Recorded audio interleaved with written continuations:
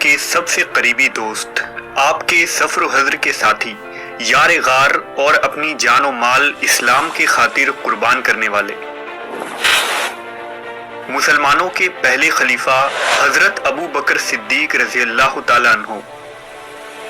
حضرت ابو بکر کے حالات و واقعات انتہائی دلچسپ انداز میں ہم اس ویڈیو میں پیش کریں گے۔ اس سیریز کے شروع ہوتے ہی آپ اس میں موے ہو کر رہ جائیں گے، کیونکہ کچھ واقعات ایسے ہی ہوتے ہیں جس میں انسان ڈوب کر رہ جاتا ہے اور ختم ہونے تک ابھرتا نہیں۔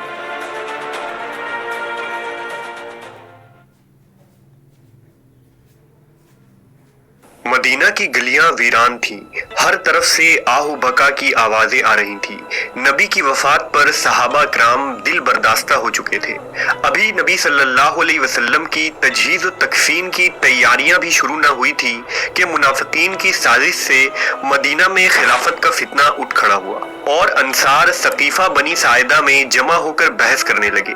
جیسے ہی حضرت ابو بکر کو اس کی اطلاع ہوئی، آپ حضرت عمر کے ساتھ ثقیفہ پہنچے۔ انصار نے دعویٰ کیا کہ امیر ہم میں سے ہونا چاہیے۔ کچھ لوگ کہہ رہے تھے کہ ایک امیر مہاجرین میں سے اور ایک انصار میں سے ہونا چاہیے۔ اس وقت حضرت ابو بکر نے فرمایا، در حقیقت تمام عرب قریش کے سوا کسی کی حکومت تسلیم نہ کریں گے۔ ابو عبیدہ اور عمر ابن خطاب موجود ہیں، ان میں سے جس کے ہاتھ پر چاہو بیعت کر لو۔ لیکن حضرت عمر نے فوراً حضرت ابو بکر کے ہاتھ میں ہاتھ دے کر فرمایا، نہیں، بلکہ ہم آپ کے ہاتھ پر بیعت کریں گے، کیونکہ آپ ہمارے سردار اور ہم لوگوں میں سب سے بہتر ہیں، اور رسول اللہ صلی اللہ علیہ وسلم آپ کو سب سے زیادہ عزیز رکھتے تھے۔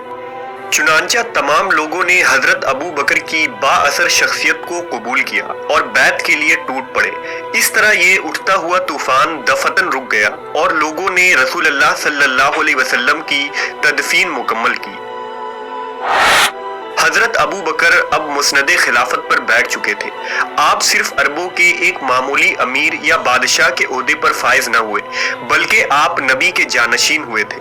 اب اسلام کی تبلیغ اور اشاعت اور مسلمانوں کی حفاظت کی ذمہ داری حضرت ابو بکر کے کندھوں پر ڈال دی گئی تھی۔ حضور کی تدفین کے دوسرے دن آپ مسجد میں تشریف لائے اور منبر رسول پر خطبہ دیا۔ فرمایا، اے لوگو، میں تم پر حاکم مقرر کیا گیا ہوں، حالانکہ میں تم لوگوں میں سب سے بہتر نہیں ہوں۔ اگر میں اچھا کام کروں تو تم میری اطاعت کرو، اگر برائی کی طرف جاؤں تو مجھے سیدھا کرو۔ حضرت ابو بکر صدیق کو خلافت کے مسند پر آتے ہی مشکلات اور خطرات کا ایک پہاڑ نظر آنے لگا۔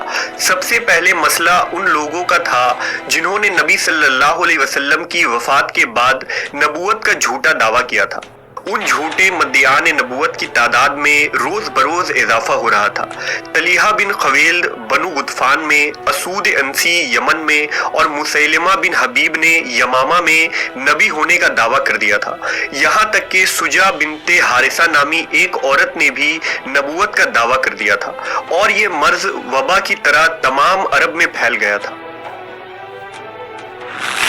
لہذا صحابہ کرام کے مشورے پر حضرت ابو بکر نے اللہ کی تلوار حضرت خالد بن ولید کو 11 ہجری میں ایک لشکر کے ساتھ ان جھوٹے مدعیان نبوت کے خاتمے کے لیے روانہ کیا۔ مسلمانوں کی لشکر نے عیینہ اور طلیحہ کو آسانی سے شکست دے کر ان کے فتنے کا خاتمہ کر دیا، لیکن مسیلمہ کذاب سے ایک سخت جنگ ہوئی جس میں مسلمانوں کی ایک بہت بڑی تعداد شہید ہوئی، جس میں بڑے بڑے حافظ قرآن تھے۔ آخر کار مسیلمہ کو شکست ہوئی اور حضرت وحشی کے ہاتھ سے مارا گیا۔ جھوٹے مدعیان نبوت سے نمٹنے کے بعد اب دو بڑے فتنے تھے جن میں مرتدین اور منکرین زکوٰۃ تھے۔ دراصل حضور کی زندگی تک عرب کے جن قبائل نے اسلام قبول کر لیا تھا وہ باقاعدگی سے اسلامی قانون کو مانتے اور زکوٰۃ ادا کرتے تھے، لیکن جیسے ہی انہیں خبر ہوئی کہ حضرت محمد صلی اللہ علیہ وسلم کی وفات ہو چکی ہے، انہوں نے بغاوت کر دی۔ ان قبائل نے اسلامی حکومت کو زکوٰۃ دینے سے انکار کر دیا۔ لہٰذا اب صحابہ میں اختلاف رائے ہوا کہ منکرین زکوٰۃ کا کیا کیا جائے۔ حضرت عمر اور کچھ اصحاب کی رائے تھی کہ اگر یہ لوگ کلمہ پڑھتے ہیں لیکن زکوٰۃ نہیں دیتے تو ہم ان سے جنگ نہیں کر سکتے، لیکن حضرت ابو بکر نے صاف کہہ دیا کہ خدا کی قسم اگر ایک بکری کا بچہ جو رسول اللہ کو دیا جاتا تھا کوئی دینے سے انکار کرے گا تو میں اس سے بھی جنگ کروں گا۔ لہٰذا تھوڑی سی تنبیہ پر ہی تمام منکرین زکوٰۃ خود زکوٰۃ لے کر مدینہ پہنچ گئے اور یوں جنگ کی نوبت نہ آئی۔ اب تک حضرت ابو بکر صدیق اندرونی دشمنوں سے زور آزمائی میں مشغول تھے۔ جب آپ ان سے فارغ ہوئے اور اب کچھ معاملات اختیار میں آئے تو بیرونی دشمنوں سے مقابلہ کی تیاریاں شروع کر دی گئیں۔ دراصل اس دور میں وسط ایشیا میں دو بڑی سلطنتیں موجود تھیں جو عرب کے پڑوس میں برسر حکومت تھی۔ مشرق کی طرف عظیم ایران یا فارس کی ساسانی سلطنت اور مغرب میں شام سے یونان تک پھیلا عظیم رومی سلطنت، جنہیں اس وقت کا سپر پاور کہا جا سکتا ہے۔ ان کے فوج جدید ہتھیاروں، جنگی تکنیک اور اسلحوں سے لیس تھے۔ ان کے مقابلے میں عرب ابتدا سے ہی خانہ بدوش اور بدو قوم تھے جن کا ان عظیم سلطنتوں سے کوئی مقابلہ نہ تھا، اس لیے یہ عربوں کو اہمیت نہ دیتے تھے اور نہ ہی ان عظیم سلطنتوں کو جزیرہ عرب کے بنجر علاقوں پر فتح کرنے میں کوئی دلچسپی تھی۔ لیکن جب اللہ نے اپنے حبیب حضرت محمد صلی اللہ علیہ وسلم کو عربوں میں بھیجا تو عربوں کی تاریخ کا ایک نیا باب شروع ہوا۔ دراصل ایرانی اور رومی سلطنت کے سرحدوں اور گرد و نواح کے علاقوں میں اسلام کی اشاعت بڑی تیزی سے ہو رہی تھی اور مقامی قبیلے کے سردار اسلام قبول کر کے ان سلطنتوں سے علیحدہ ہو رہے تھے۔ لہذا ساسانیوں اور رومیوں نے ان قبیلوں پر دباؤ ڈالنا شروع کر دیا۔ چونکہ وہ اکیلے ان عظیم سلطنت کا مقابلہ نہیں کر سکتے تھے، اس لیے انہوں نے اسلامی حکومت سے مدد مانگی۔ لہذا حضرت ابو بکر نے حضرت خالد بن ولید کو ایک کمک کے ساتھ عراق کے علاقوں میں روانہ کیا۔ آپ نے جلد ہی بانکیا، کسکر اور شاہان عجم کے سرحدوں کو عبور کرتے ہوئے بہت سے علاقے فتح کر لیے۔ ابھی ساسانی سلطنت کا مہم جاری تھا کہ دوسری طرف شام کے سرحد پر رومیوں نے جنگ چھیڑ دی۔ لہٰذا 13 ہجری میں صحابہ کے مشورے پر حضرت ابو بکر نے چھوٹے چھوٹے 4 لشکر تیار کیے، ہر ایک کو مختلف علاقوں کی طرف روانہ کیا۔ حضرت ابو عبیدہ کو حمص پر، یزید بن ابی سفیان کو دمشق پر، شرجیل بن حسنہ کو اردن پر اور عمرو بن عاص کو فلسطین کی طرف روانہ کیا گیا۔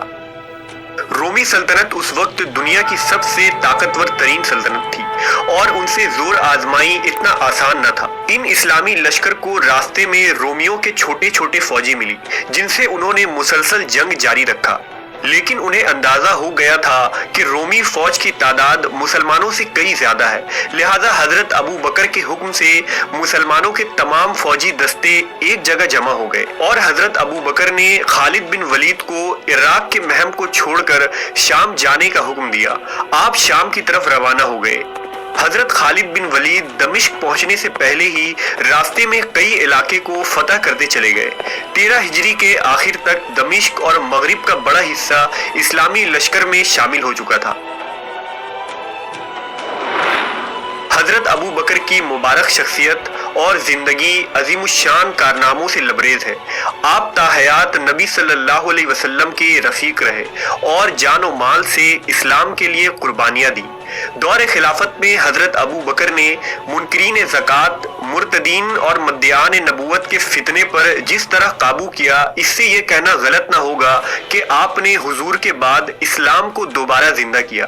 حضرت ابو بکر نے جن علاقوں میں لشکر بھیجے، مسلمانوں نے حضرت عمر ابن خطاب کے دور میں اسے مزید وسیع کیا اور اسلام عرب سے باہر نکل کر پوری دنیا میں پھیل گیا۔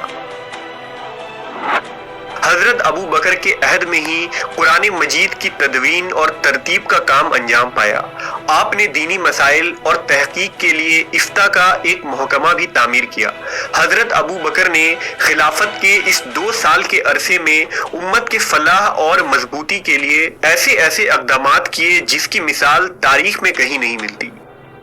22 جمادی الثانی 13 ہجری کو 63 سال کی عمر میں حضرت ابو بکر صدیق اس دنیا سے رخصت ہوئے۔ آپ نے حضور کے سچے جانشین ہونے کا حق ادا کیا۔ حضرت ابو بکر کی شرافت، صداقت اور خدمت کے لیے وہ الفاظ ہی کافی ہیں جو حضور نے آپ کے متعلق فرمایا تھا۔ نبی صلی اللہ علیہ وسلم نے فرمایا تھا کہ اگر میں اپنی امت میں سے کسی کو دوست بناتا تو وہ ابو بکر کو بناتا۔ مجھ پر جس کسی کا بھی احسان تھا میں نے اس کا بدلہ چکا دیا ہے، مگر ابو بکر کے مجھ پر وہ احسانات ہیں جن کا بدلہ اللہ پاک انہیں روز قیامت عطا فرمائے گا۔